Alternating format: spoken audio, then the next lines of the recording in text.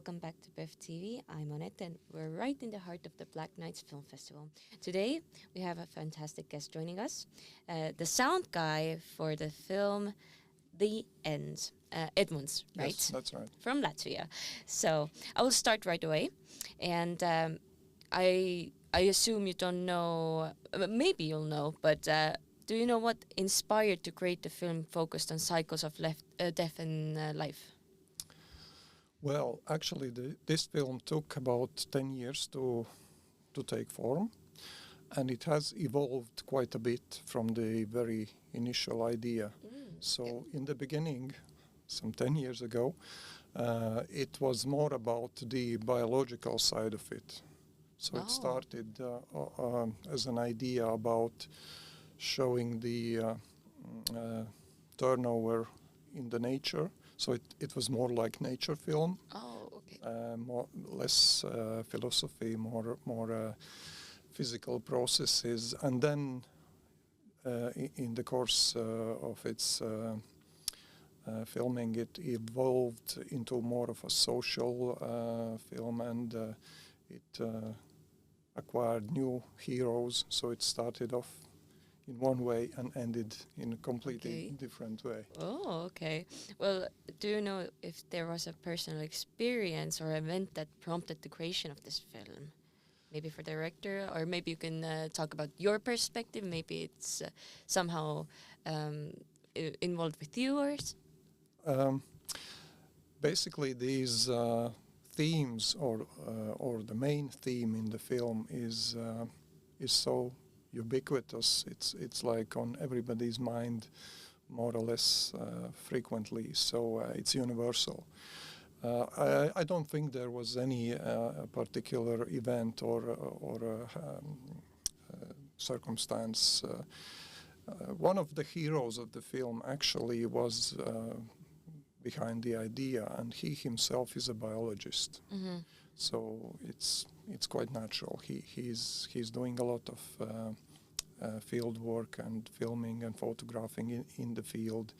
So it was kind of just an observation, but then it grew and grew and transformed and snowballed, and now it's something else. Something else completely different, yeah.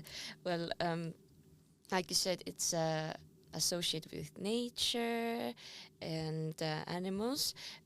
Well, I wanted to ask, was it your first documentary that you worked with the director? I've been working with Māris before, but I was on the other side of camera. I was actually one of the heroes, or the hero of a small movie.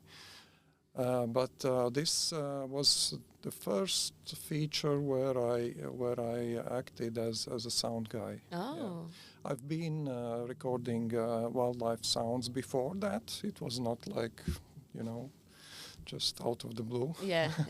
But as a film, it was the first for me. Oh, okay. Well, what technical and artistic challenges did you face by creating it?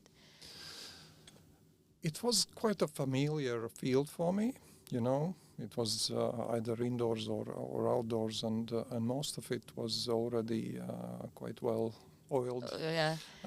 Maybe there were a few new things, like I did some recording of sounds inside a dead animal with a pair of hydrophones, and that was something new for me. It was that was happening within the film as part of the filming, which I would never have done otherwise. Well, how do you know how the director? What challenges did the director face? Well, you had the sound technical difficulties, but the director had the whole process and thinking of the plot and stuff. So well, sure, I can't speak for the director.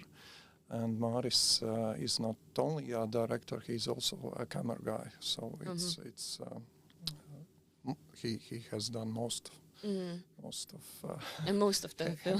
heavy lifting in the film. But I guess some of the main challenges might have been these additional heroes, these evolution of the film, the growth of the film, including new persons entering the frame, entering the plot. I think it's not been easy and smooth. So Yeah, well, the film touches on existential and ethical questions about mortality. What message or reflection do you hope viewers will take away from the end? I guess anything I could say about it is irrelevant. The main thing is everybody's individual relationship with the film during the film or after the film, preferably. In 2 words, it's the simple, trivial memento mori. Even if for just another meditation on these, eternal questions, and even if for better appreciation of life, because there's no life without death, and there's no death without life, so it's all the same. It's part of the same. Yeah, well, you said it's a really big part of nature, and you filmed it in nature, you saw the wildlife. What was the most exciting experience while you filmed the documentary? I should say some of the most exciting episodes probably happened without my involvement, without my assistance, like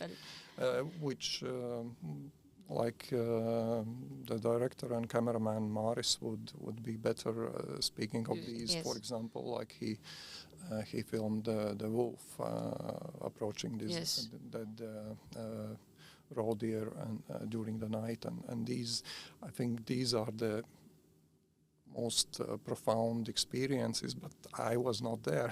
You weren't there. No, not directly. No, this is quite a specific type of photography during the night time and from a height, and it's done by a single person, by the director.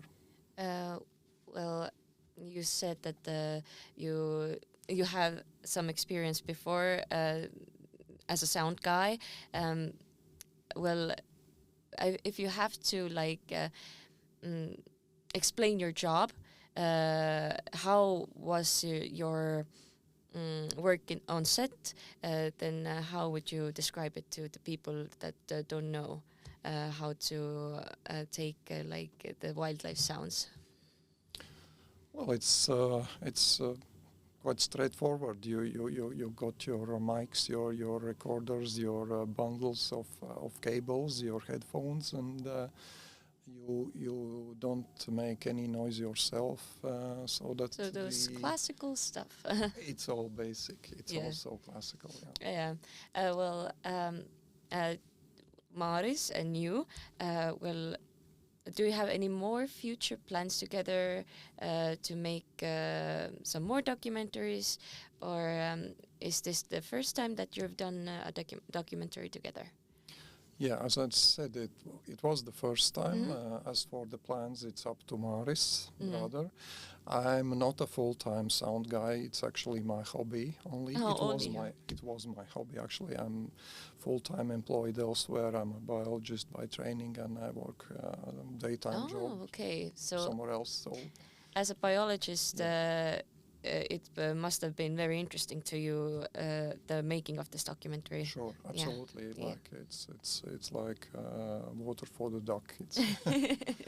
Well, if you have to describe this documentary in one sentence or one word, then what would it be and why?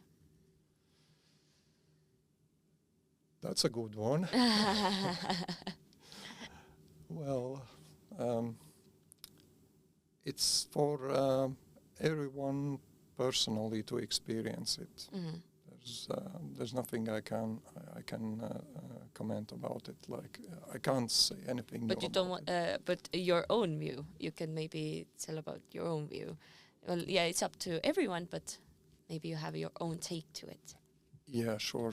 It's I guess everybody involved. I mean, everyone from the team has his or her own individual take on it.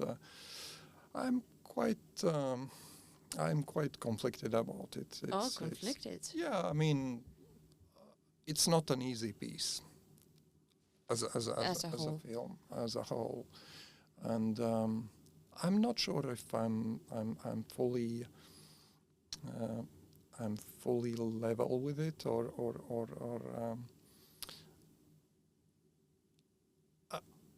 I'll take some more screenings to decide. I'm actually I have only seen it once. Only seen it once. Okay. In the final version, so I'll see. Oh, so maybe maybe you'll make up your mind and and find the message that you want to get it from it yourself. Yeah. Yeah, well, probably, as I mentioned, the film has evolved so much. Mm-hmm. It has changed so much, even in the final stages of completion, with editing and mixing and everything. So perhaps all those previous incarnations of the movie are still somewhere in the back of my mind. So.